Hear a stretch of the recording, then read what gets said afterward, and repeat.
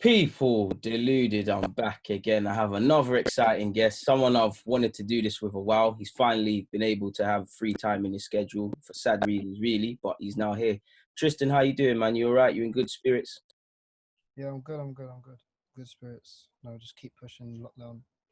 Hopefully, get back soon. Mm-mm. How's your family and whatnot? Is everyone in good spirits and stuff? Yeah, everyone's in good health, good spirits. I'm thankful for it. So just keep it like that, and it'll be all good. So for those who don't know you, obviously, how would you describe yourself as a footballer? Quickly, because Uh, as someone in my comments said I should ask you lot this, so I'm here to yeah, ask you first one.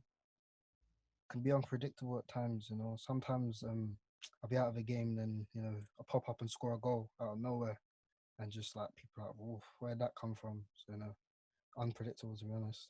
And regarding position, A left winger. I can also play 10 and striker, even though I'm small. where do you prefer to play? I prefer to play 10, but I've got used to the winger role now, more like Coutinho, Mm. Why the 10 role in particular? because I think about the game a lot more than I do when I'm on the ball. So like I think about my next pass more and the play. Like I like looking at good football, so I just like to be the one that creates it. So you like to break the lines, connect play, and find spaces and stuff. So how's it Uh, different playing on the left hand side? it's different because I'm more able to score than I am assist. So when you're a 10, you're more looking to assist the strikers and the wingers. But as a winger, you're just looking to assist the striker or score yourself. So it's different. You get more goal scoring opportunities. Playing on the flanks, I was a fullback, a right back, but I've got an agenda against you wingers. Do you make Yeah. sure you defend me? Like, because a lot of you look like to act like you haven't been called back, and no one's yet. I'm telling you lot to track. You're all acting legally blind in Nah, I've got track. I've got track. It's in our press. Got to. that. Yeah. No, I'm just playing, man. Oh man, so yeah, let's before we get into other questions, obviously about academy and all of and how the season's gone and stuff like that. Take me back to the beginning. When did Tristan start kicking ball? Who got you into ball? Like, yeah, man. I started kicking ball when I was 7. I started local team because I lived in Camden, so Hemel Hempstead. Started there. It was just hobby. Then I moved teams to Primrose, and that's where like it took off because they were a good team playing against good opposition. We How were old were you winning. when you went over there? Sorry. I was about same age, like 7, 8. Okay. And, when I was 9, I moved up to the outskirts, West London, so Uxbridge, Mm, and then I Southall. And at mm, that time, Southall, we had some big names. It was Xavier Simmons, one plays for Chelsea. Zach mm, Brown plays for Norwich. Tarek Kadari plays for Bournemouth. A lot of big names in that team. And then mm. we up in our division.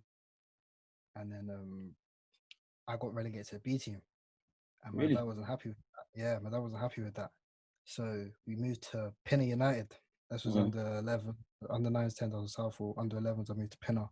And we had a great season that season. 3 losses, over 100 goals. I scored, I think, like 40 something goals that season as a striker. We won Middlesex County Cup. It's on YouTube as well. The County give me the Cup link to final. that, man. I'll give After it. this, yeah, man. You didn't tell me about that, but continue. It's on the YouTube. And then I got scouted 3 clubs that game: Fulham, Chelsea, and QPR in that summer. So I went on trial with all 3 of them. I didn't get in, and I was gutted. But I went Wimbledon after. Wait. Take me back before we continue about Wimbledon. You've had 3 trials. How like Nah, more than trials. more than 3 trials? Without Yeah, getting I into too was, much specifics, how many clubs have you been? Without naming them necessarily, you don't have to if you don't want to. But how many trials have you had? I'll say more than 5, between 5 and 10. Can I take an educated guess and say you've had a trial at almost every team within London, or is that a bit of a reach? Yeah, yeah. So that's a is it included without getting? Is it the club on the back of my chest right now? I haven't been Arsenal. Okay, so yeah, man, we know talent. So if you bucked us, you would have ended up coming. But how did that feel? Was there any specific reasons as to why they weren't letting you in? Uh, I just don't think I was ready personally.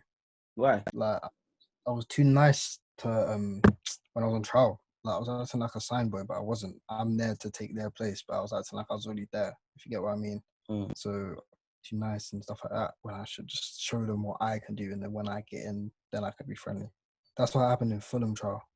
I got too friendly, and then I could have got signed, but I didn't because I was too friendly in that. And yeah. Did you feel being too friendly was stopping you from like showcasing all your technical ability? And how did you find, like, when did the penny drop to think, okay, cool, I've still got to be a team player in that, but I've probably got to take an extra touch or maybe try another skill and showcase Tristan, what I'm about, sort of thing? It dropped when I went Wimbledon. In fact, it dropped then. That's the trial I got signed in, but it was good. To give me a confidence boost as well. And being a team player, it was all nice, but you gotta be selfish at times as well. Because at the end of the day, your career, it's not our career, it's your career. So sorry, go on. I was gonna cut you off. Sorry, go on. So you gotta do best for yourself. That's it. So you've got to be ruthless and have that mindset, Obviously, you was about to, before I interrupted, you was about to talk about Wimbledon. So, yes, on a positive note, you've gone through the resilience. You've signed for a club now. Talk us through the Wimbledon trial, when you actually got in, paint a picture of the day they said you're in. And what age group actually was this? Under 12s. Okay. I got in. It was I remember the date, I remember everything. I got in, started the trial around about October, November time. 3 weeks. I remember my debut. We were playing Peterborough. It was 2-2. Last minute corner. I bicycle kicked it on trial. Bicycle kicked it. And got cleared. It got cleared off the line. Oh, I thought you said you scored. Oh, I got cleared off the line, but we drew. I scored on my debut though against Portsmouth. I scored. When you're officially signed now? Yeah, no, I scored. No, on my trial debut, I scored. Okay. Scored 1, and then they brought me after a session after my 3 weeks, because it was 6-week trial, but 3 weeks. They brought me after a session, and me and my dad were standing there. They was talking to us, and then said, "We want to sign you," and blah blah blah. And I just remember after that conversation, turned around with my dad, and he just looked at me and grabbed me, and we started smiling together. It was a good moment. It? It was a good moment. Oh. Yeah, it was a good moment. Good moment. Proper good moment, man. That's a solid moment. Just before we carry on about Wimbledon, obviously you took me through when you was playing around under 7s and you got signed at under 12s. Within that sort of period between getting signed and obviously being on trial and being at a couple of other clubs, was you still playing grassroots football? Did you kind of tone it down? Did you focus more on school football or yeah? I was playing grassroots football. School football, in fact, I played up. So in year 4, I played up. No, year 5, sorry, I played up with year 6s. I remember my first game, I scored a hat-trick. You ever got debut going it? Yeah. So I scored debuts. Apart from Villa trial, I scored on my debuts most trials, to be fair. You've been doing dirt, man. Obviously, so when you've gone to Wimbledon now, how many years was you at Wimbledon? 5. So 5 years. So that's taking you up until, my maths is poor, probably under 18, 16s, right? Under, just under 4 years, sorry. Just under 4 years. Cool. So what was it like being within that academy scene and within that circuit now? You've become a footballer and, everybody's coming on trial. You're consistently seeing new players. You have to perform. Yeah. Like you said yourself, you've got to be a great team player, but you've also got to showcase what you're about. So what's the mindset now at this period in time for you? How are you looking at it and what's your thoughts on football at the time? Because Wimbledon had a lot of people coming in trials because it was a cat-free club. It was like I always have to be on point. Even though the quality wasn't there, I still have to be on point.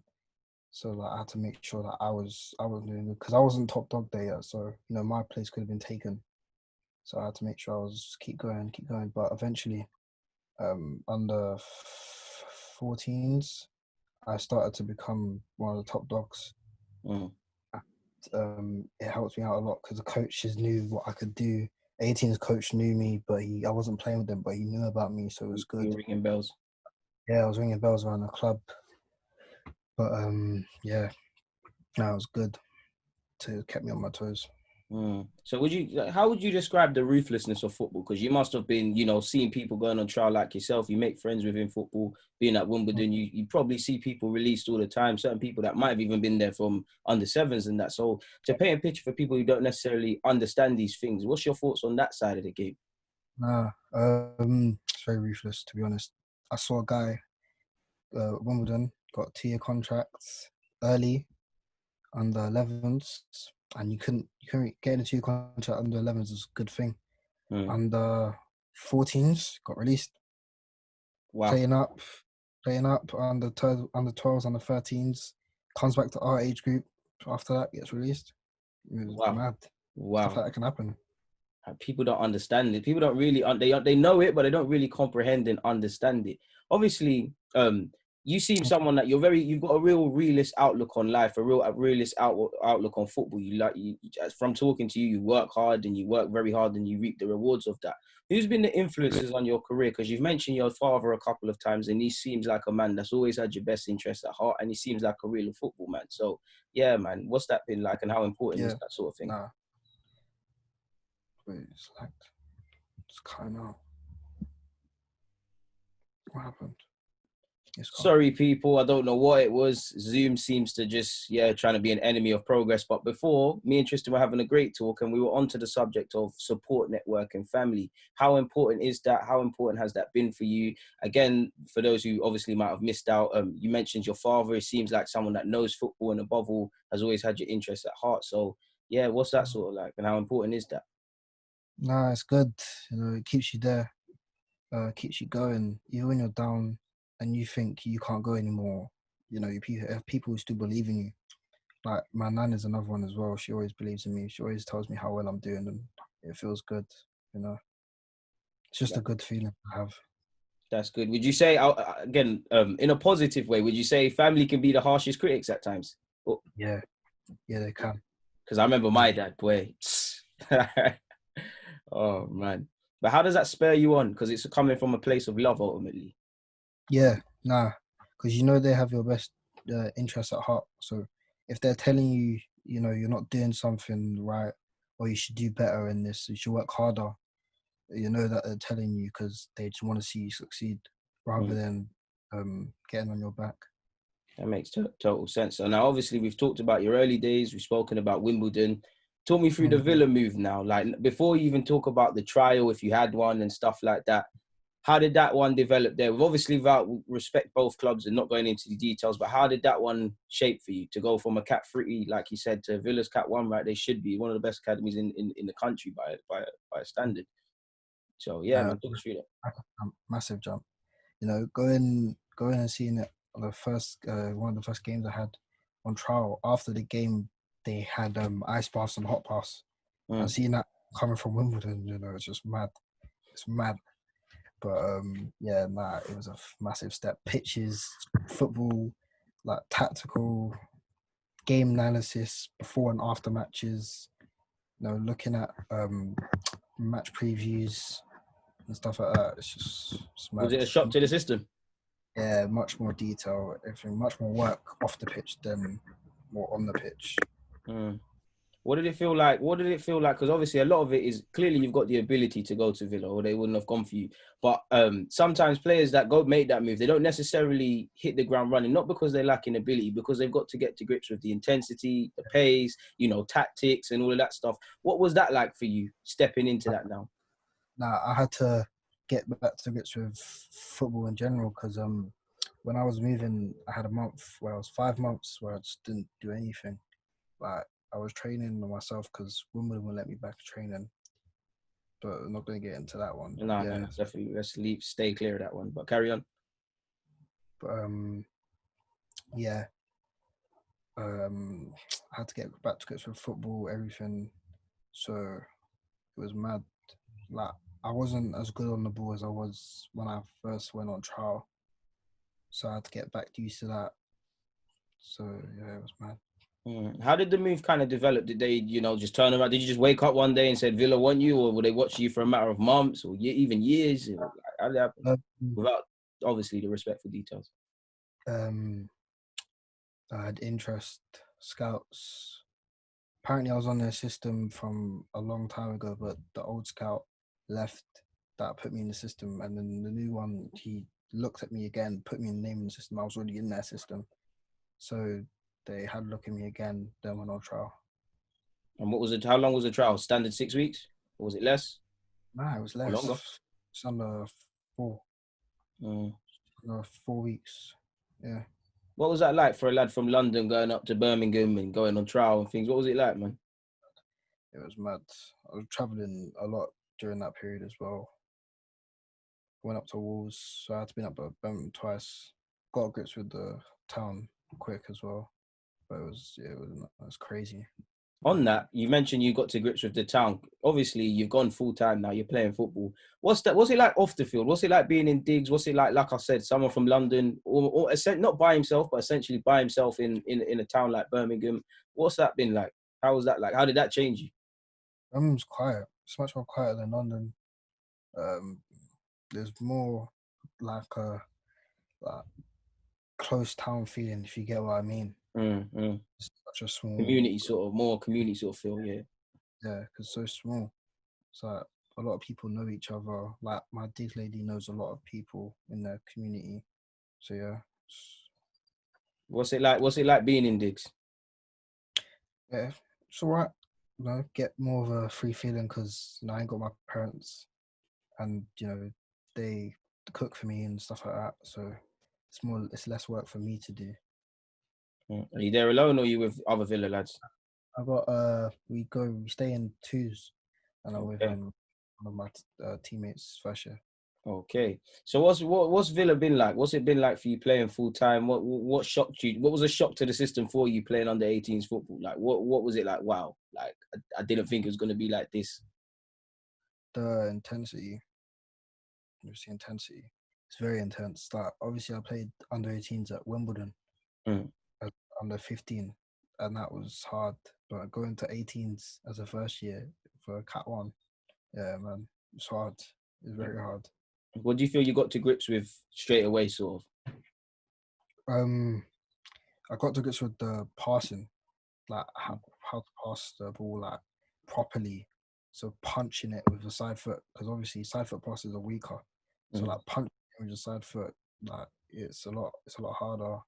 Like passing it, where to pass it, how to pass it, what kind of pass. Well, What's it been like physically? physically at the start of the season, I was getting pushed and kicked all over the place. Wow. Like, because I just didn't. That was my game, so I just didn't play like that. But as the season go on, like my coach told me, you get pushed off the ball too easy, blah blah. You get kicked to go down, even for a foul, and that like it was buoying it. But at the end of the season, I kept on going. I was getting stronger, holding off people more, and I got better with it. And at the end, season before lockdown finished, if I was in a 1v1 situation and I needed to hold the ball up, I could. Rather than it stops, I couldn't.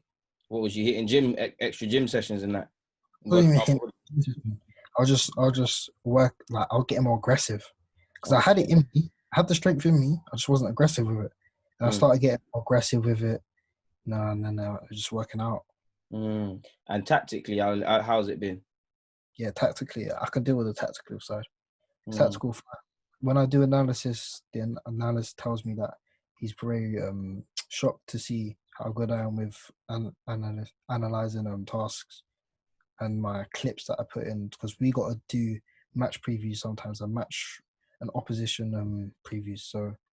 So he's very surprised at how good mine are sometimes, like the details I pick out with the clips and stuff like that.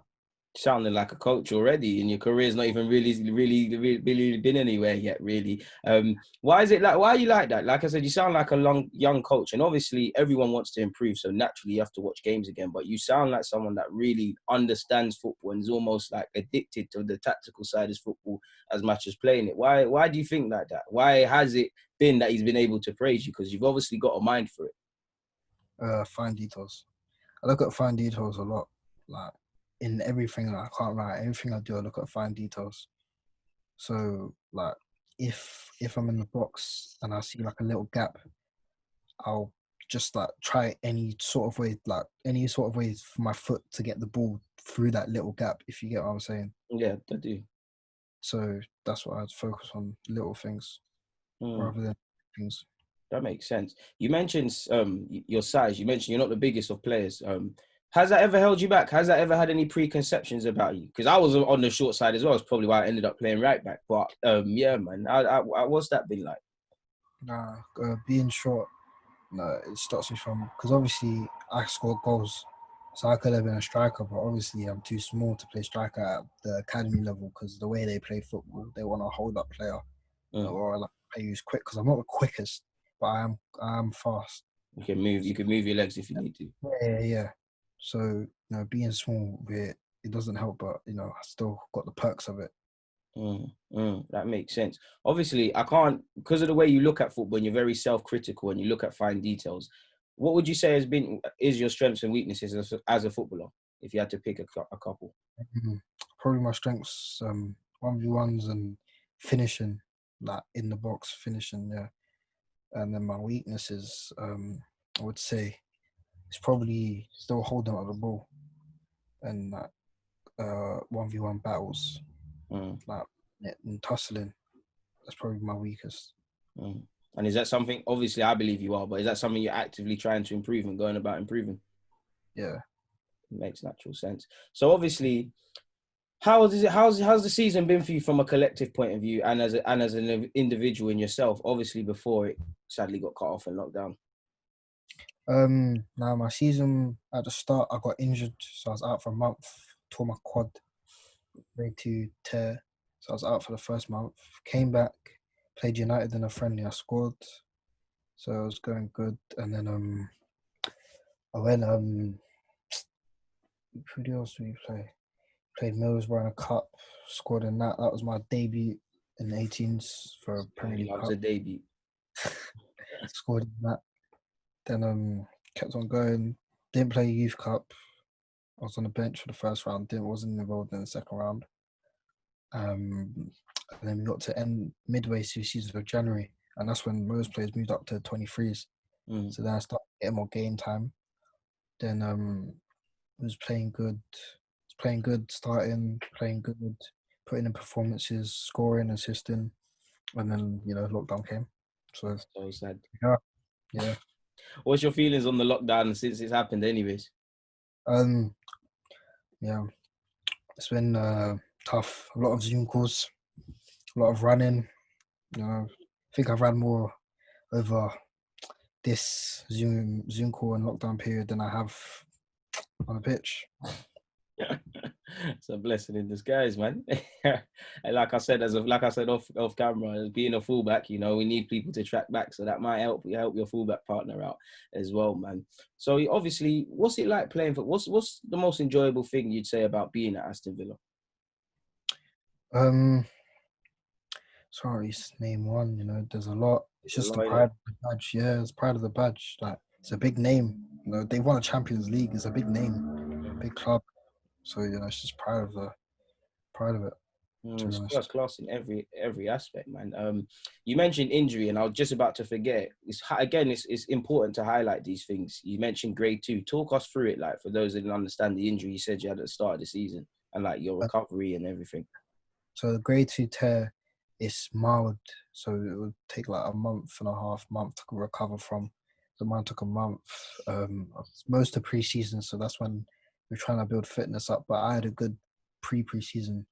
So I think I overworked. That's why I tore it, because I was working that hard in preseason to come back fit in preseason. So I was going through ice baths, a lot of massaging, therapy, building up strength in it, cardiovascular endurance, because I had to keep that up. So yeah, it was tough, but I got through it. How did you? Oh, that's you. Oh, that scared me. How did you keep your motivational levels up during that? Nah, I just kept on speaking to my dad, to be honest. My dad played a big part in it, keeping me going through it. He just kept telling me, don't worry, it's fine. You got the whole season. Because at the start of the season, so it's not deep. Better to get injured at the start of the season than it is like midway through it. Yeah. So it's just go through it. He just kept telling me, don't worry about it. I've always wanted to know this. Like, obviously, as you get older, you're going to learn more about your body, and you probably have like certain things. You're probably able to do more things now than you couldn't do when you was younger. And on the flip side, obviously, with that injury, like you said, you overworked it. I'm pretty sure when you was younger, you could play football all day, several days, and there's nothing. What did you learn about yourself in that period, and what did you learn in particular about your body and how to move differently with that tear through overworking it, allegedly? Obviously, we want to train as much as I can, but there's a point where I got to stop the intensity. Like, I can't train 3 times intense in one day because that will just burn me out. But if I train maybe once intense, then a mild one in the afternoon, I could do that. And I'll be tired, but I could do it and it will work. Then, you know, intense one tomorrow, then I'll be fine. So I just know my limits now for injury prevention. When you came back, because this is another thing as well. Physically, you can recover, but mentally, certain players don't. When you've come back now, psychologically, was you a bit nervous that if you was to exert yourself, you know, the same thing could happen again? There could be setbacks, and did that kind of hinder you if it did? Nah. I wasn't worried about getting injured again. That makes because sense.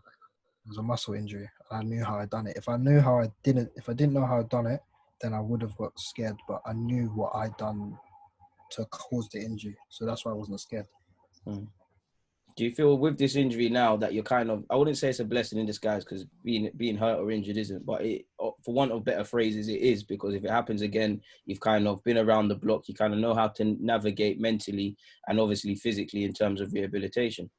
Obviously, do you feel with that injury now, if you was to get injured again, do you feel mentally you're able to withstand it because you've been around the block almost already?